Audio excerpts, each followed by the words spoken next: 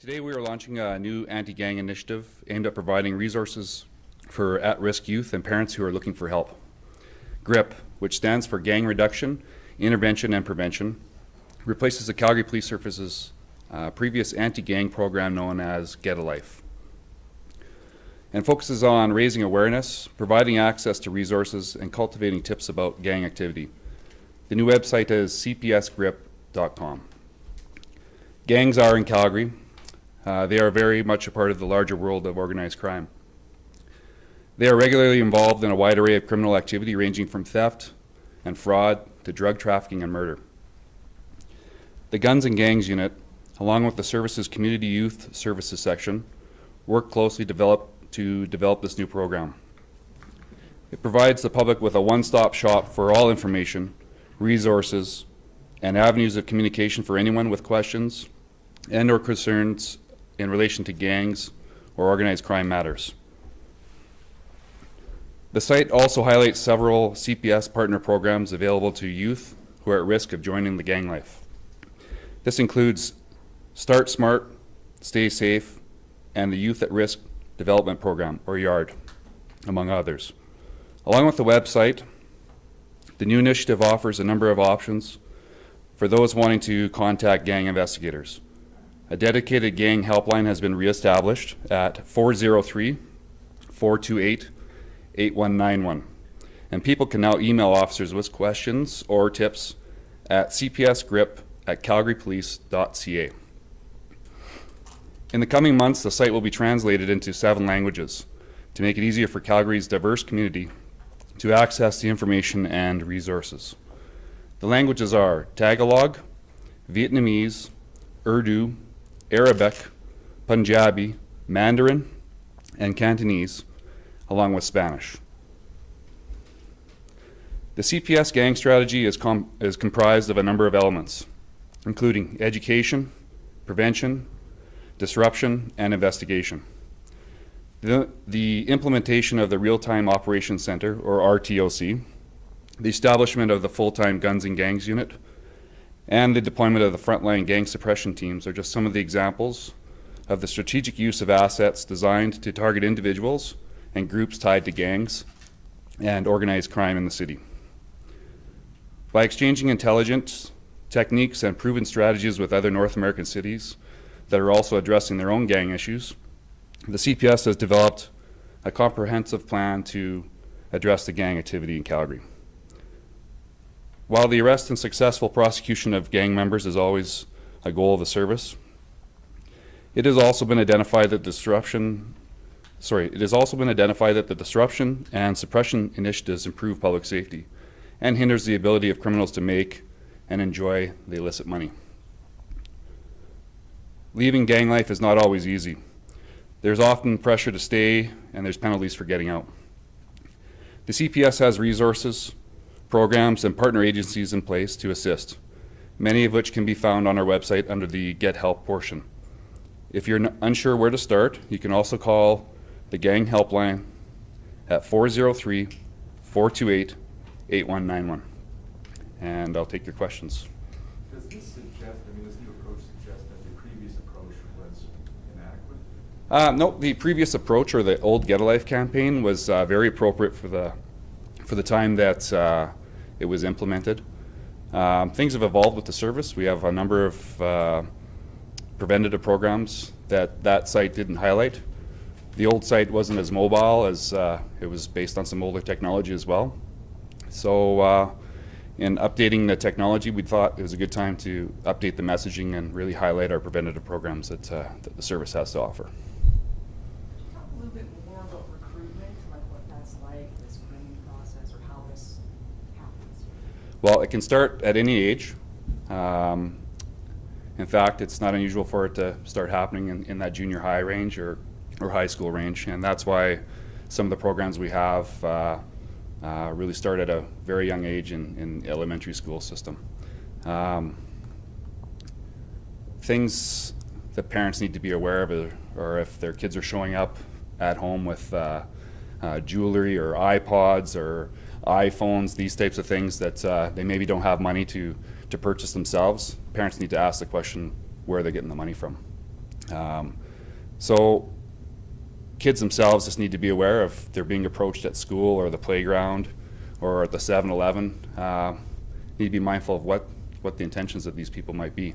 Why are they suddenly being ingratiated by these people? So what is the situation now with gangs?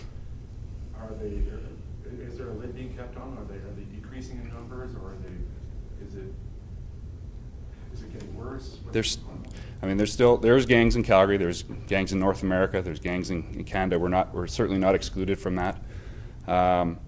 Over the years, I think in Calgary specifically, the climate has changed. You notice there is some less violent incidents than occurred, say, 10 years ago. This is due to a number of different reasons. Some of the suppression efforts that we put forward with our GST in the bars, approaching these individuals, making it difficult for them to make their social contacts in their nightlife. There's investigations through the Guns and Gangs unit and other services, or other units within the service that target these individuals, and there's an offender management program that goes along with that. So once these people are charged and eventually make their way to jail or are released with conditions, we enforce those conditions by paying them visits and making sure that we breach them, and essentially making life very difficult for them. The other thing that's changed too is that violence brings police attention, and I think that gangs have learned over time that they bring violence to the city, they're also going to bring the police service. So they've changed their tactics somewhat as well. Once they're in it, how difficult is it to get them out? It is difficult to get out. So I think my partner said this morning, it's easier to stay out than it is to get out.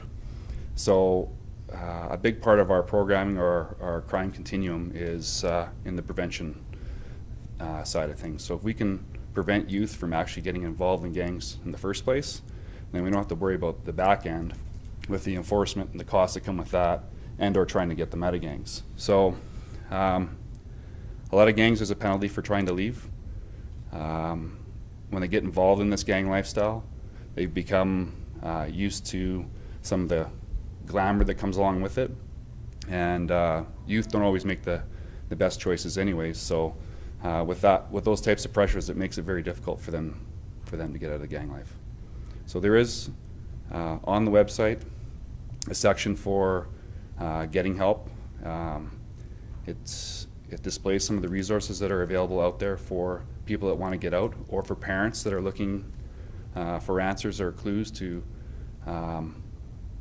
perhaps if their kids are involved in the gang lifestyle. Like, what have you seen? What is the penalty for wanting out? Sorry? What have you seen? Like, what is the penalty for wanting out?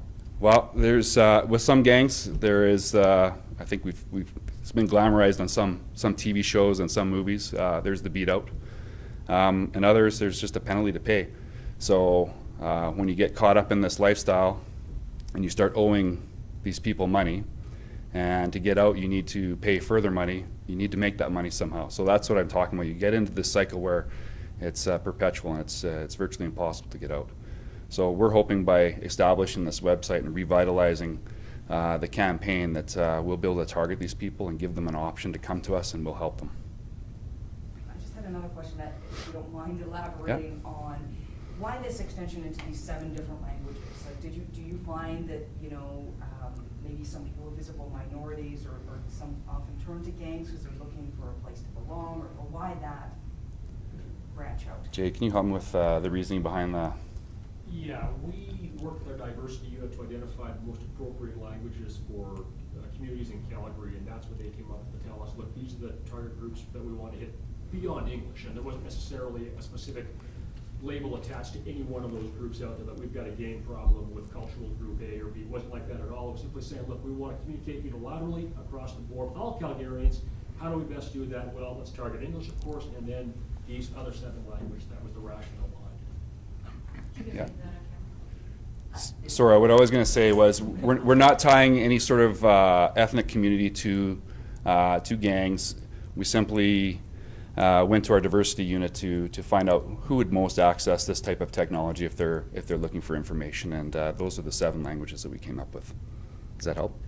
Okay. Can you talk about specifically how these at-risk youth are going to, you know, it says here that this is aimed at resources for the youth. Is it ones that are already in the lifestyle wanting to get out, or one preventative kind of thing? Like, I can't imagine someone being like, I'm in a gang, how do I get out? I'm going to go online, or, you know, I don't want to join, so I'm going to go online to make sure I don't. Like, I'm just wondering, can you sort of... Well, Dom, would you like to talk about some of the programs? And then maybe what we'll do is we'll have Acting Staff Sergeant Dominic Mayhew come up and talk about the preventative measures, and then maybe if we can just tail it into your question about how the website comes into play there. Would that help? Dom?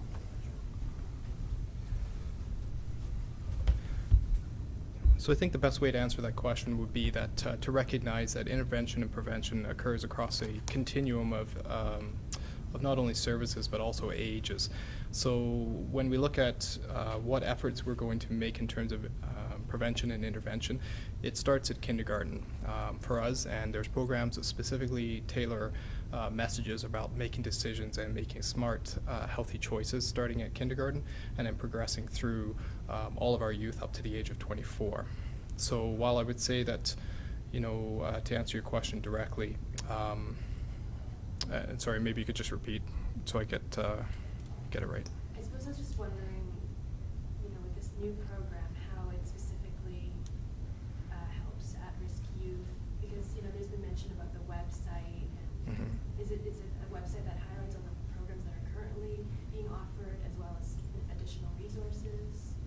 Yeah, certainly. It was intended to not only provide a link to services that are provided by the Calgary Police Service, depending on what age people are at, but also to provide resources for whether it's concerned loved ones, people involved in gangs, or parents, that they can go to the site, have a look at the information, see what's available, and then also, you know, as we mentioned, be able to reach out and contact an investigator. Is there any way to know that these approaches actually have worked? I mean, does it actually catch the attention of these kids, whether they're in gang activity or before they are? I mean, do we know? Are you speaking specifically to the website? Sure, and just the previous efforts. There have been, you know, Okay. your Get a Life Talk about campaign, all of this stuff. Do we? So I'll tell you, one of the issues with Get a Life is it didn't have sort of a tracking mechanism for us to say, hey, we've had so many hits every month. So in looking at updating the website, we certainly need to track the traffic that's coming to us and get an idea of who's utilizing the services. I can tell you anecdotally that over the years, Get a Life was a success. We did have people come to that website with tips and information on gangs at the current state that it was at. So there was some success with Get a Life. It certainly was beneficial for the time for the service to have that website, and now it's just time to revitalize it and move forward with kind of new technology and a new message. Does that help? Yeah. Sure. Okay. Do you think ending drug prohibition would take this, you know, some of the steam at least out of this, the money-making side of this? I mean, it's got to be a huge part of the drug deal. Well, I'm not sure how drug prohibition's going to fit in, you know, or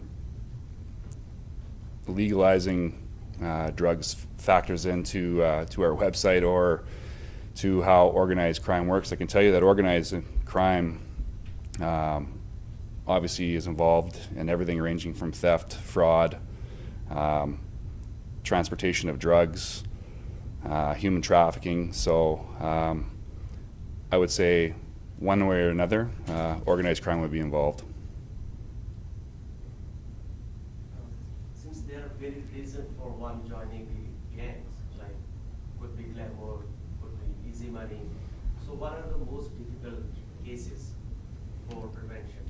Like some may have some family problems and then they find it easy to join gangs. Well, I would say that everybody has you know, their own reasons or pressures that are placed on them for becoming involved in a gang. And like Acting Staff Sergeant Mayhew mentioned, making those right choices at an early age, or having the a positive parental influence, a positive school atmosphere, and being able to rely on some of the training that hopefully we've provided these youth. We stop them from joining the gang to begin with.